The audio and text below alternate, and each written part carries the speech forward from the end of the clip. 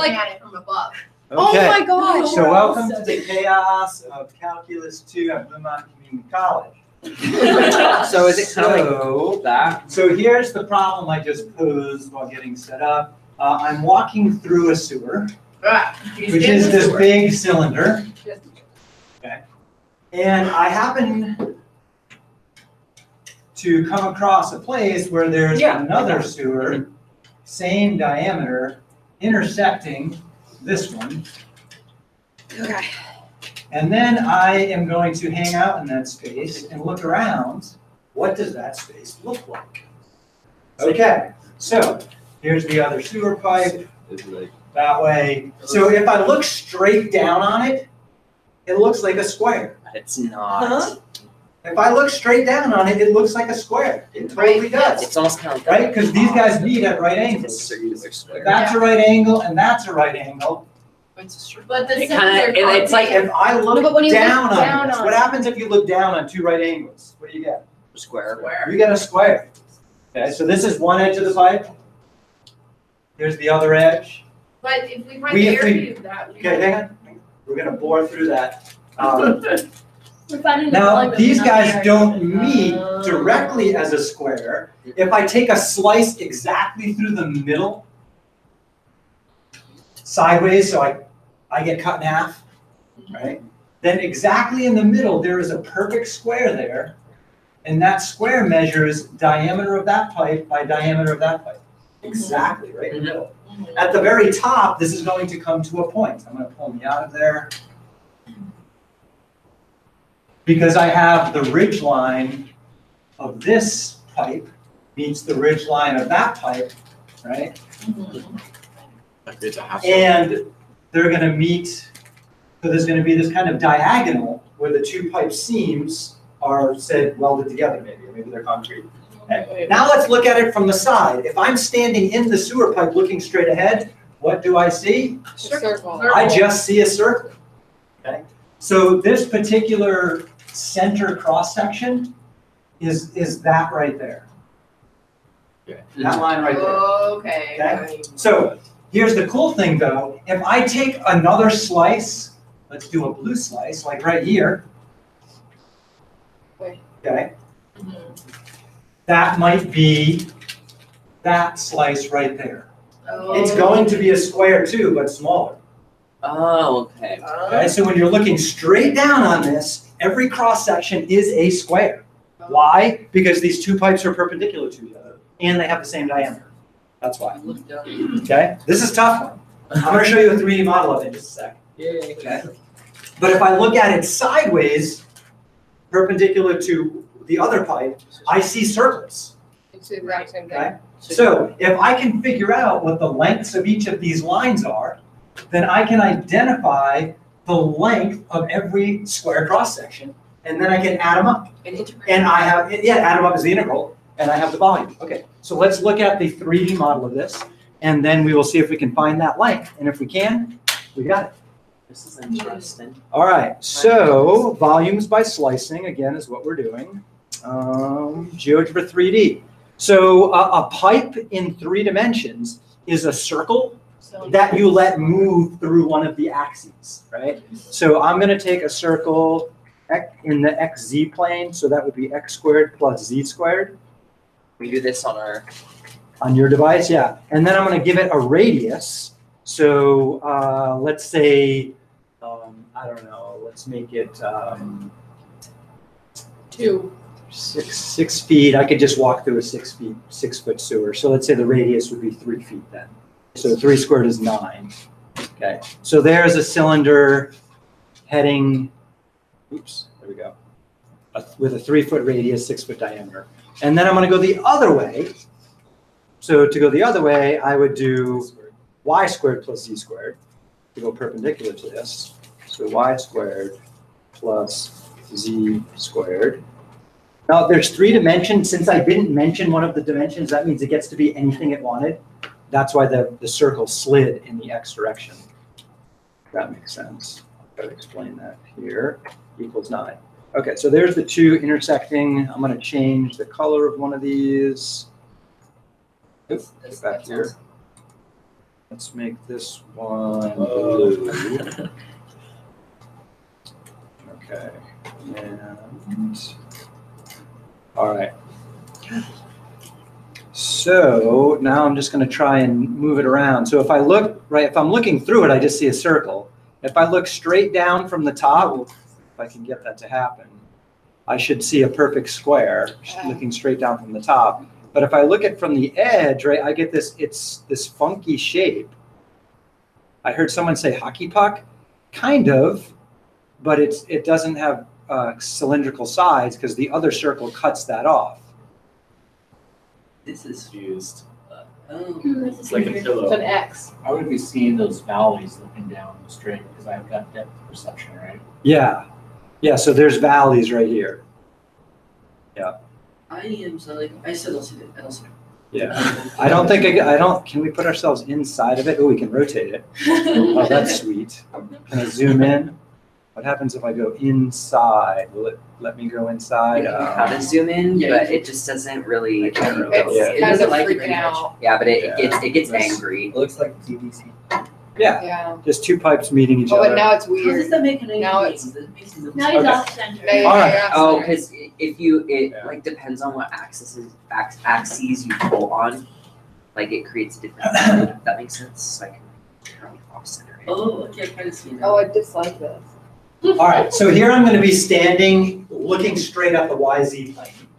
And if I do that, I'm gonna see a perfect circle. Right. Radius of that circle is 3 in each direction. Okay. I need to identify what these cross sections look like. So I need to find the length of that line right there. So the distance from here to here. Okay. That distance right there, so this is a point. That point right there is some point YZ. Oh, there, I think I kind of put myself in it. So this distance right there is whatever that Y value is. Stan thinks he put himself in the I think middle. I kind of put myself into it. So that It's distance like right there is hard Y. to look at, kind of, but just a little bit more. So then this length right here is gonna be Kinda 2Y. see It freaked out since I did it.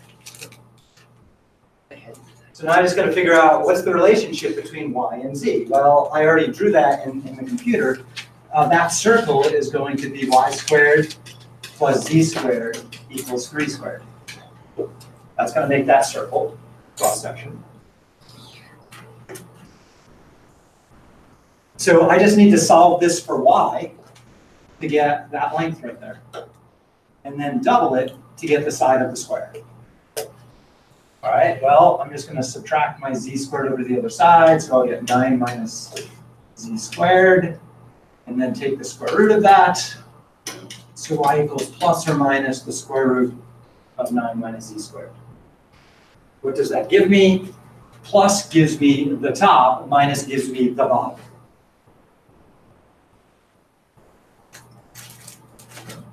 So given this particular height of Z right there, if I plug it in here, that will tell me this Y length right there. The side of my square is twice that, right? It's 2Y, according to my picture, which is twice the square root. We can ignore the negative, that's the bottom part, of 9 minus Z squared. How do I find the area of the square? Multiply it by. Multiply it by itself. Do you have 3D glasses by some odd chance?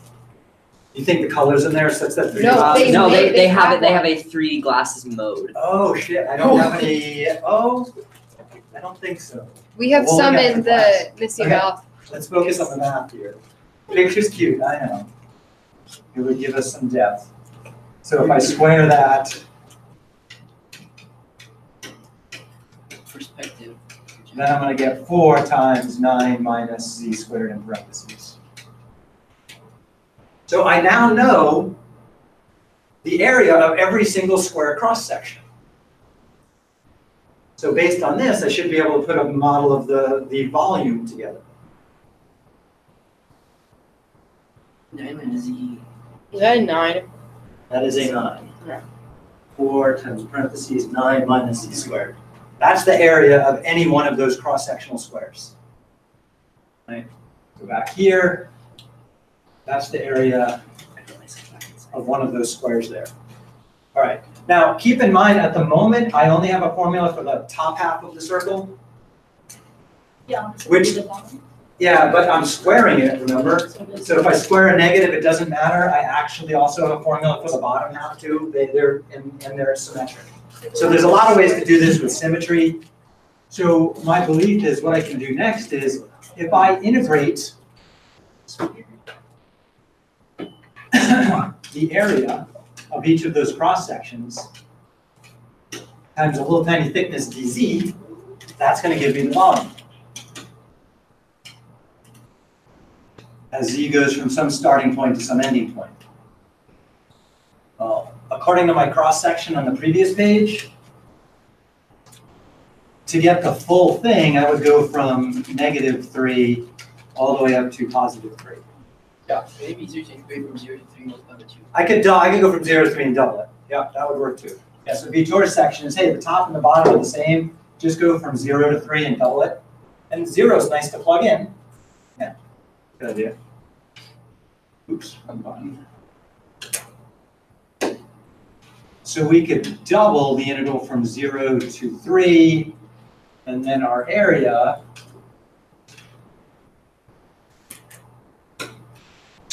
is 4 times 9 minus z squared.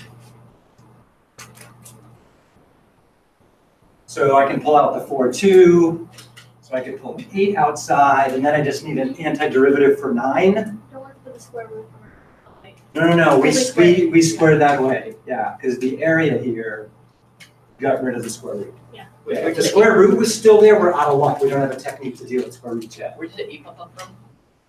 4 times 2. Oh, okay. Makes sense. Yeah, so those are my constants.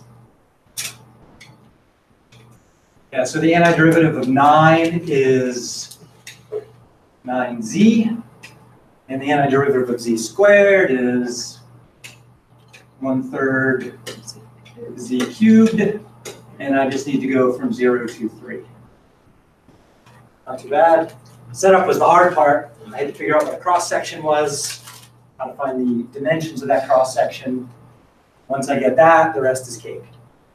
Okay, so then this volume is going to be 8 times, let's see, 9 times 3 is 27, minus 1/3 of 27, 9. which is 9, minus some zeros. I'm going to skip those. 27 minus 9 is what?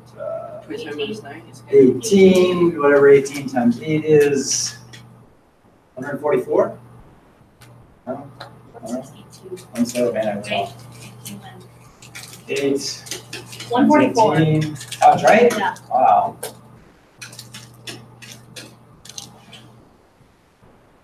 What? Oh, cubic something. Cubic something. Yeah, so I was thinking the sewer I was in was 6 feet tall, Oh, so. so it would be cubic feet. Also, I think I got myself inside it, if you want to look at it. Yeah, let me take a look. You know, like, it's still kind of touchy, but zoom in on that end. You can almost kind of, there, you can kind of see on the inside where. Yeah. Oh, that's cute. You can kind of see on the side. Yeah, that's neat. I'm so, I don't understand why you're getting. You have a circle on top of the circle. If you look on top, you're still gonna see. now. There's gonna be a difference in between. Where does the square come in? Let's see, do I have one? What do you mean You see a square right there. Yeah, if there's a square somewhere. When you look straight down, you see a square. Yeah. But But if you when you look inside of it, so It almost let's go- kind of looks like a this is a really hard one to. Oh, I guess I'll go back to my 3D model. because you said if you look straight, you see a circle. So if you look up, so you also see a circle since they're the same shape. Yeah, so you've got these No, they're valleys. If it was a circle over a circle, then it'd be a circle over a cylinder. So see these seams here? Uh-huh. Those seams right there. So like, it looks like it looks like a circle from here, but then if you go up to the top, it looks Yeah. like a Because they're square. cylinder, they Yeah, technically have. so try building this at They home go- or on your computer and then poke around. Oh, that's a cute cover. I mean, I It's, saw, this is, yeah, 3D visualization is tough. It's tough stuff. Even harder is, you know, given a situation, trying to get a computer system to draw it for you. This one was pretty easy because cylinders are nice, but like that one I drew the other day was pretty rough. So if you haven't seen it, the one from the other day, did I put it in the forum? Yeah, you did. You did. Yeah. Ah, A short kid. 3D one, that's really tricky. That needs to be a Smash Bros. Did I get three Same. photos? Yeah, so that, remember that parabolic footprint we had, but then it came to a peak at the top? So this is what that object would look like roughly. Yeah. Is this that? I couldn't figure out how to make it draw a smooth side through here, so I just did a bunch of line segments coming down. It's like a bird. Yeah, it's kind of like a bird beak. Yeah, it's a shark head. Shark head, yeah, there's a fin, fancy submarine I front. can't get this one. Now look inside of it, if that's helpful. That's making me busy. Okay, anyway, all right, we got some more fun math to do. So slicing is a matter of, can you figure out what the slices look like? Once you figure out what they look like, can you find a formula for their area? Once you find the formula for their area, you just have to figure out where to integrate from and to, right? Steps are relatively easy, but in practice, it's challenging, right? Because every shape's a little bit different. All right, so we're gonna jump over to rotational stuff next.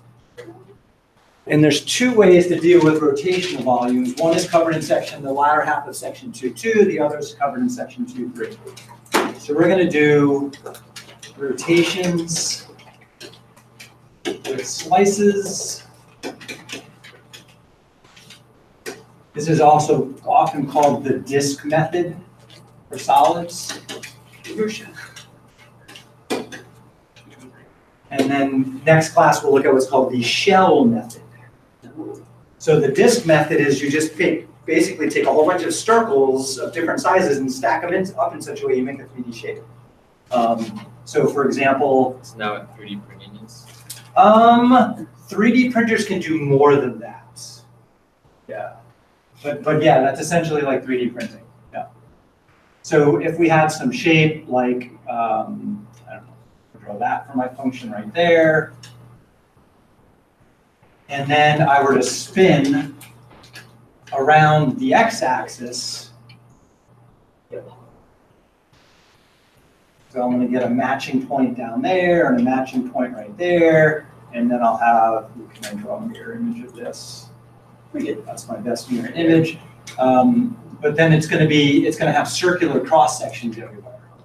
It's a base. Right, so I made a fancy vase there. Yeah.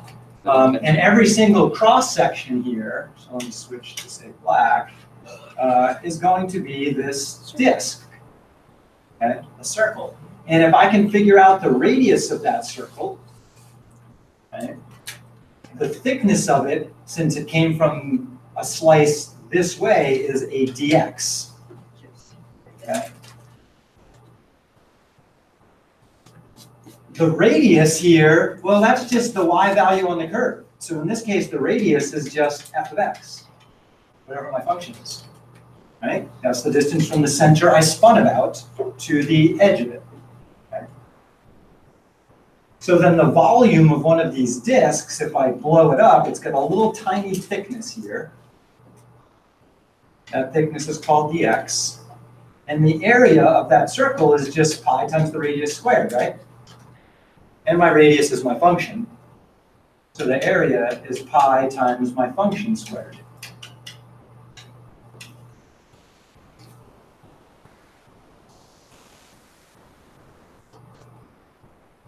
To add up all of those slices, that's what an integral does. It adds a bunch of stuff up. So then the volume of this thing would be the integral of pi times f of x squared dx. Whatever your starting value is, let's say we started at x equals a and ended at x equals b, so this from a to b. So that's the simple version of the volume.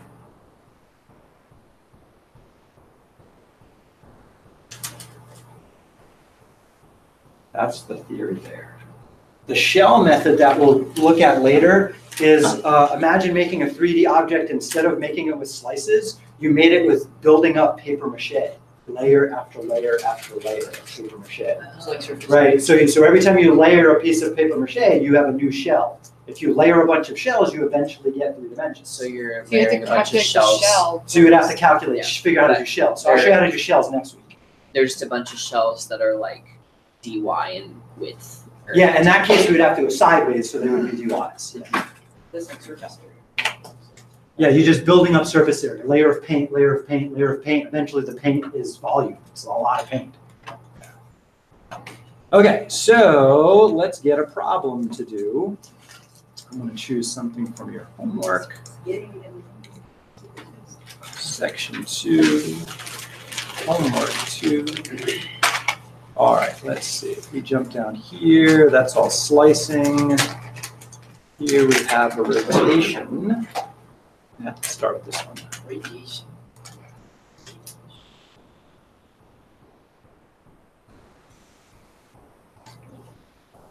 All right. So there is some region bounded by 5x squared, x equals 1, and y equals 0. And then we're going to rotate about the x-axis. So first thing we need to do is sketch this region right here. So computer is a nice way to go. I'm going to attempt to do it without a computer just for fun. So let's see. Y equals 0 is x-axis, x equals 1, and then I have that parabola. That's, let's say, 1 is right there.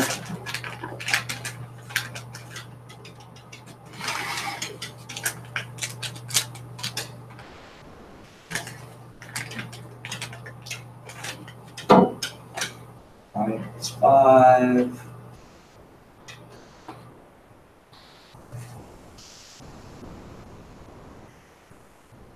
My parabola looks something like that there. Yeah, that looks about right.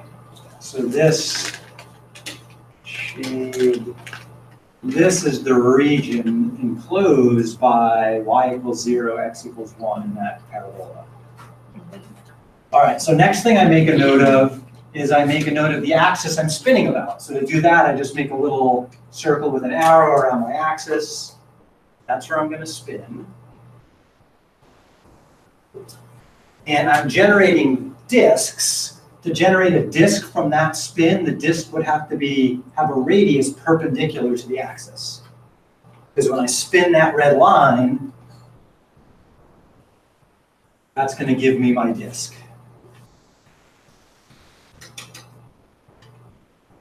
So the thickness of that disk right there, that's my dx. So this is going to be dx thick. I just need to know what is the area of that disk. Well, area is pi times the radius squared, right? The radius. So the radius is whatever the y value is. Y here happens to be 5x squared. So it's gonna spin all the way around, so it's gonna be like a funnel. Yeah, so this is going to make a funky parabolic funnel. Correct. Yeah, because when I spin it around, this point's going to end up down here, and this point's going to end up right there. So we'll get that. And then we'll have a circular opening. It's like This a, reminds me of Oh. So parabolic. This will be a parabolic funnel. what's it called? So, and then when we find the area of that, So yeah, so the area of this is just going to be pi times my y value comes from 5x squared, and I have to square that radius. but we don't have to divide the final area by 2, right?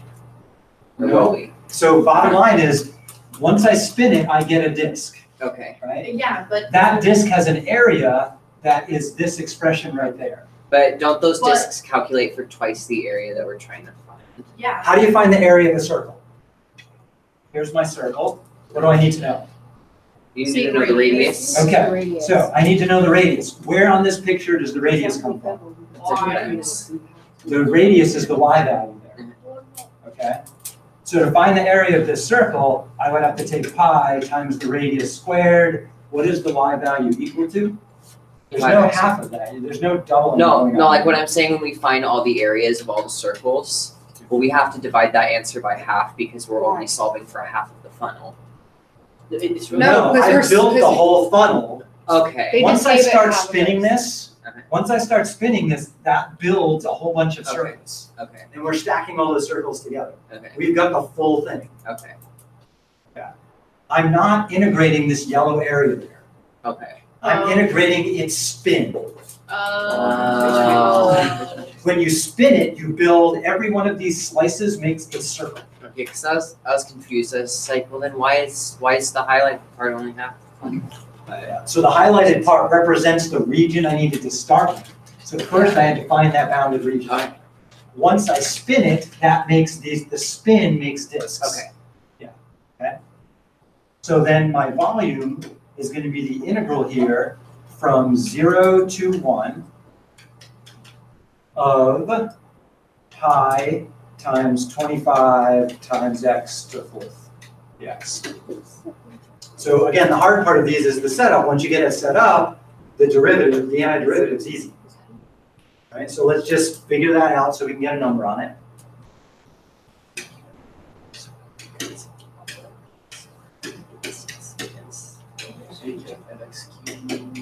You just know it's fixed. Well, I know that.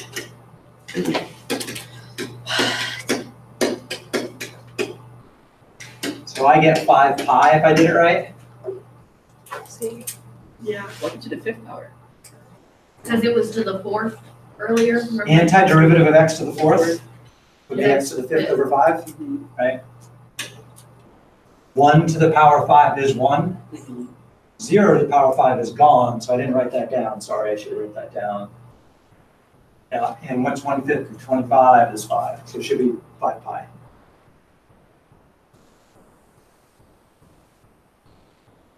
And that's the area of the highlighted region. No, No, that's the. this is area the of whole. volume of Oh, evaluated one to the of that parabolic. Wait, the whole thing, we already found it? And so we This is were the volume.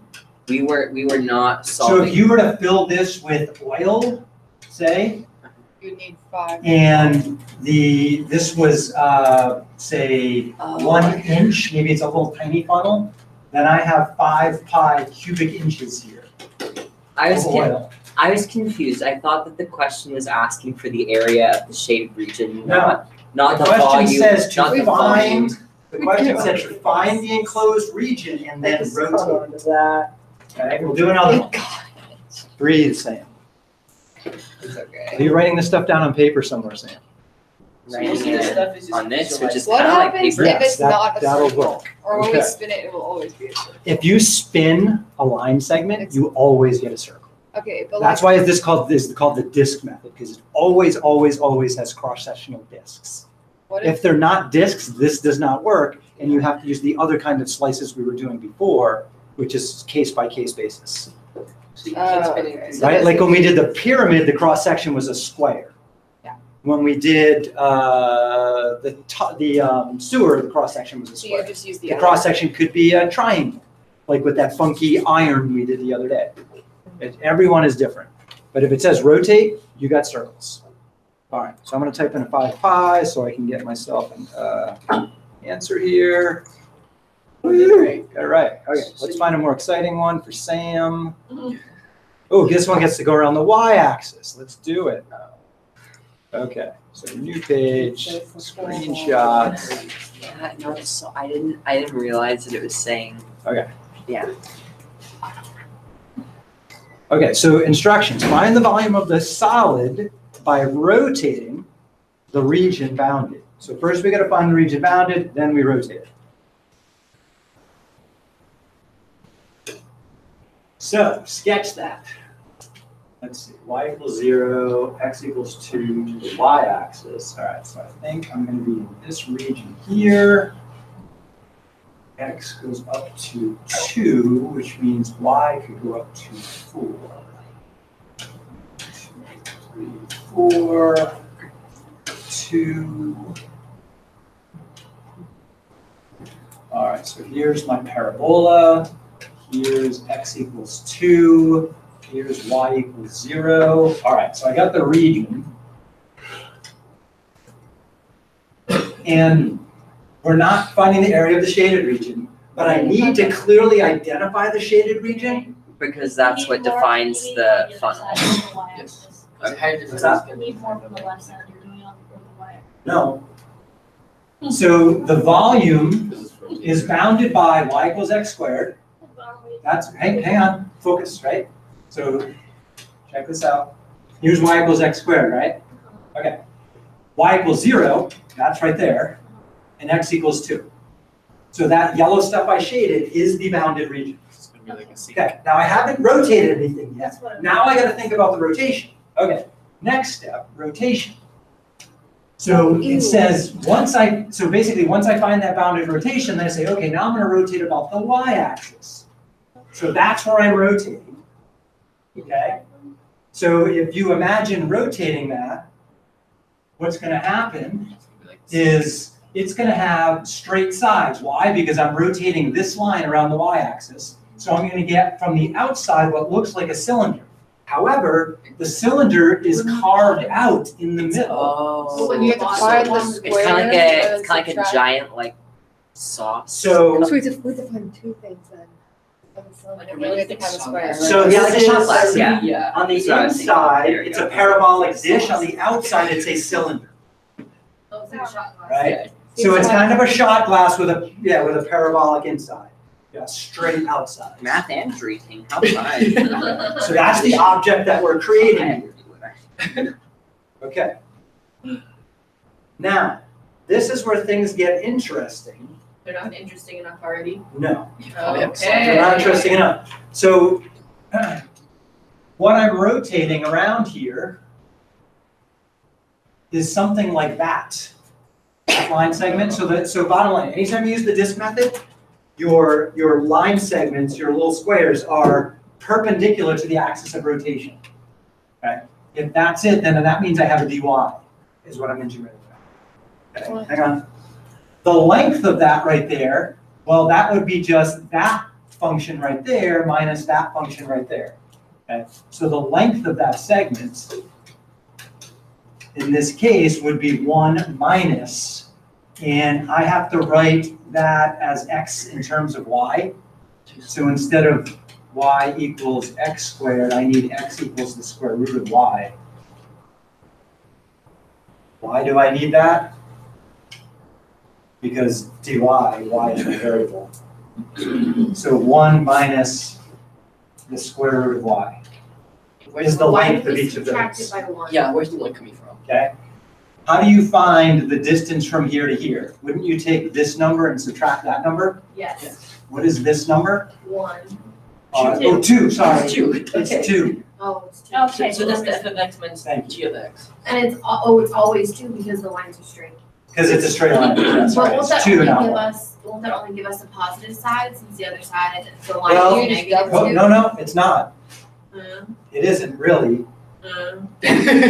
So what I'm doing here is I'm rotating that around. So when I do that, if you rotate that thing around, Yes, sir. what you're gonna get, no, you're not gonna get a circle, you're gonna get a washer. Uh-huh. Because that segment gets spun around the y-axis. Uh-huh. So we get a washer. Okay. Okay. Some rings. So we have to subtract the function of the v. Yeah, so what happens here is you have to basically find the whole big circle and then subtract the inner one. Remove that right there. Kind of like finding Cut the that area of the cylinder minus. It's like a giant petri. So basically, we're gonna have the cylinder's volume minus the inside of the parabola's volume. Yeah, is what we're gonna end up having here. Yeah. So to make that happen here, the outer circle is going to be pi times 2 squared. And then I have to cut out the inner, inner. And the inner, minus, is gonna be pi times its radius squared. What's its radius here? 2 minus y squared. No. Why? But they're both, they're different shapes. Let's go to y. Yeah. They're different shapes. It doesn't matter, at every single slice, all I need to know, at this slice right there, all I need to know is the outer radius, because that's gonna generate this big disk right there. And then the inner. And then the inner radius then says, okay, now cut that part out. we subtract it. So. Yeah. Because outer radius would be, So what this is right here, if I throw in a dy here and a dy here, the remaining part is my washer. Big one minus the little one, gives me that washer shape right there. Now all I have to do is add up all those I'm washers. still confused on the outer function, on the outer one, why Yeah. we're putting in a constant and not a different function. Okay, so Because we know the number for that. We don't know the number for the other one. all right, so here's what's happening again. Well, why do we know that that's the number? Because it's a base. Okay. This is a 2 right here, right? Uh-huh, If you graph x equals 2, you get that line right there. yes, Okay, we're gonna let that go all the way up to 5. okay, If I take that and rotate it Yeah. around the y-axis, yeah, make it a really big okay, circle. the radius right here is just 2. Oh, Right? okay, yeah, So I'm gonna end up with this big cylinder that has a radius of 2, right, okay, okay? Any one of the cross sections of this has a radius of 2. has a radius of 2. Okay. Every single radius is 2. So for my outer one here, it's just gonna be the integral as y goes from 0 to 5 of pi times 2 squared dy. Right, so It's because it's got a constant cross section. Okay. The inner one is gonna come from just rotating the parabola, right? And so when I rotate that, and that's the part I wanna remove, what's inside this Right. parabola right there. But every single cross section of that parabola, because I did a rotation, is just a circle. Okay, yeah, And the radius of the inner one, so usually I make the outer one, I call that big R, I should have done that earlier. And then I have little r. Little r just happens to be the square root of y in right, this it's the case. function, okay. Yeah. So if I subtract from this the integral as y goes from 0 to 5 of pi times the square root of y squared, that's going to allow me to cut out that center and give me this funky bowl, this funky shot glass, like you said, It's just pi y. which is going to be pi y. Okay. Yeah. Yeah, that makes No, sense. it's up. So we basically just use the formula for the volume of a cylinder minus the inside. But we are so the only thing that's really new is just the inside part. We have to cut something out. Yeah. That's the only thing that's really Yeah. new though. That's what it's 2 integrals. Yeah, that's why you gotta do it, yeah, 2 integrals. And you can throw them together in one integral, why? Because they have the same boundaries. So often what you'll see is something like this. You'll have maybe f of x is always your outer function. And if g of x is equal to your inner function, then you're gonna end up with pi times the outer first, f of x squared minus pi times g of x squared. And you can just integrate that whole chunk of stuff in one integral if you want. Why? Because the boundaries are the same. In this case, 0 to 5 from A to B. So it can be done in one shot. You could break it into 2 integrals, which visually makes sense. Mathematically, this works out too. All right, so we just need to compute that. I'm gonna shrink this. And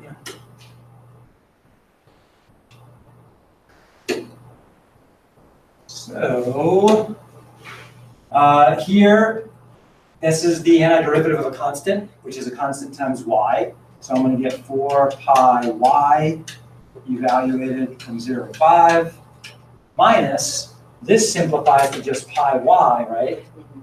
So that's going to be pi y squared over 2, again from 0 to 5. The zeros are nice, right? So the answer here should be 5 times 4 pi, which would be 20 pi. Oops, 20 pi. And then 5 squared is just 25, so then minus 25 pi over 2. where did the y come from? Integration? I thought that was a constant. What's that? Oh, okay, I see, the y, okay. Yeah, so we're integrating with respect to y. Yeah, and then. So the integral of a yeah. constant would have a y in it. That's like- Wouldn't you get the same answer, mate? So that would, hang on. So that would be, let's see, 40 halves minus 25 halves is 15 halves. I think the answer is 15 pi over 2. Anyone else get that?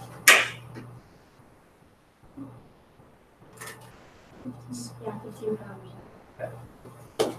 All right, Vito, what was your comment, question? So maybe the same thing if you rotate it around the x-axis and. No, that is a good question. You will not get the same thing happening if you go around the x-axis. I'll show you They that. have like an hourglass. You would get the funnel again. Isn't it the same volume? It was just the Oh, same. that's right. We did. It's, yeah, so Last this is like the problem we did, the last problem, we took a similar shape and went around the x-axis. That gave us a parabolic funnel. Since we went around the y-axis instead, we get the parabolic shot glass. And another line that x equals -2, then kind of like an hourglass. Yeah, there's all That would kinds of just things be you can inside make. Yeah, of there's a the problem in the outside. homework where you're gonna take a sine wave and rotate it. Wait, couldn't we just take the one before that and minus it from the cylinder formula? This is the cylinder formula No, right here, and then we're minusing that parabola. I know, but you know No, how the we did previous one. problem? You know, but it was 3, but this one would be 2. No, because we're rotating around a different axis, changes everything. You know that last page you wrote? This one right here, the general case. Yeah, so would those be f of y, g of y, or is that still? Oh, yeah, sorry, I have y's, those should be functions of y. And it just depends on your axis of rotation, which variable it is. Thank you, Rob. Okay, if y is my variable of integration, I have to have a function of y. So x equals f of y, x equals g of y. All right, gonna do another one. So much fun. It This is. is actually honestly Can kind you of do the interesting. other one in 1 minute? In 1 minute. I can set it up. Like the 15 whole, pi the over whole 2. spatial thing. No, Ah! you wrote it wrong. Oh. You wrote it wrong. What is it? You have to put parentheses. Yeah, It's over. Because it's No, you don't. 15 and pi over 2. No. No, you don't have to. No, previous. Wait, I It's think it's 15 you don't and have to, full though. number. But it's the same thing. You multiply That's the by- same thing. 15 times Great, pi just over 2 try is the 15 pi over parentheses, 2. because it might Oh, no. think it's a mixed number. No. It doesn't think it's a mixed number. No. Oh, so there's an error somewhere. 23.56. Yeah, 23.56. Ish. No. 23.56, yeah, that's what I got. What? Does it, wait, does does it say it asks for a mathematical, because I put it in the fraction on one of the other problems last night, and it didn't like it because I didn't put it in the decimal. So like, Why would that? maybe it doesn't like the fact that you're putting in a fraction. It said enter a mathematical expression, so Okay. it should accept it. So if I type in a decimal version of this, it's gonna say it's wrong. So let's grab a whole bunch of decimals. So somewhere I have an error or my open math has an error. Okay, never mind, Still because gonna- it says the thing. Okay, so somewhere there's an error. I'll get back to you on that Monday. All right, do I have time to set one up or am I, I'm out of time now. All right, what's the key to these problems? Drawing. Draw a picture. You gotta draw pictures. You gotta draw your slice and you gotta figure out if it's dy or dx. Back in algebra 2, or back. Cannot do these without drawing pictures. Stop drawing pictures. And it isn't good enough to just look at the picture in GeoGebra or Desmos. You gotta put that picture on paper. So. You For the got it. test. Definitely 3D version. I seriously doubt you will get your homework correct on the first try if you just look at a screen and think you can do it that way. Maybe once in a while you will, but you won't all the time, I guarantee it. Draw these on paper.